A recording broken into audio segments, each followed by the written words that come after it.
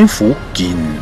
J'ai vu les Belges sont venus ici pour faire un point de presse où ils accusent les Congolais, les agences de voyage. Non, le problème c'est les Belges. Les Belges ne doivent pas accepter de diriger, superviser les demandes de visa de tous les pays Schengen. Les pays comme l'Allemagne, la France, et même la Belgique, l'Italie, le Portugal, la Hollande, c'est des grands pays. Et un petit pays ne peut pas diriger toutes ces demandes. Ça crée les suffisances par rapport au rendez-vous. Or, j'ai entendu les autorités belges venir au Congo pour accuser les agences de voyage.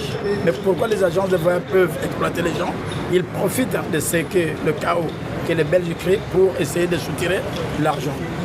Par ailleurs, j'ai déposé une plainte en Belgique contre la maison Schengen parce que je trouve inacceptable que la maison Schengen puisse exiger l'argent des Congolais et ne donne pas le visa. Et lorsqu'il y a un refus, la procédure, on doit faire le recours pas au pays destinataire, mais au pays de la Belgique. Et la Belgique, un avocat congolais ne peut pas représenter son client en Belgique. Il faut aller en Belgique à l'audience pour défendre votre visa. On vous refuse le visa.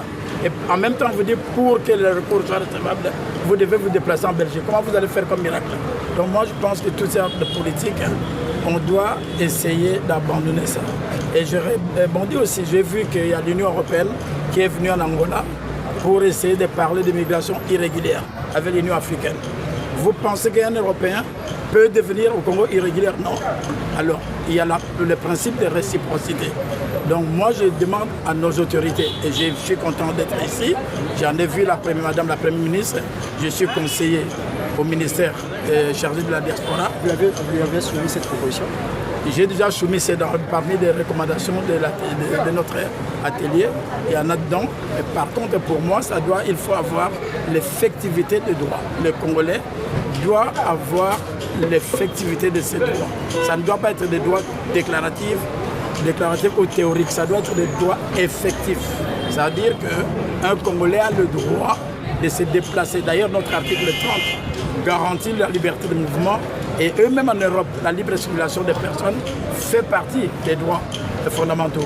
Donc, un Congolais a le droit de se déplacer et on doit éviter l'entrave d'empêcher les Congolais de se déplacer comme ils veulent. Alors, moi, je demande à vous, les journalistes, de soutenir mon action que j'ai déposée en Belgique contre la maison Schengen. Je réclame quoi? Je réclame que chaque pays Schengen retrouve son autonomie. C'est-à-dire la France traite ses demandes, l'Allemagne, la Belgique, etc. Donc, moi, je demanderai aussi que les avocats congolais puissent avoir aussi l'accès d'aller accompagner ou défendre leurs clients au pays où la personne allait se rendre.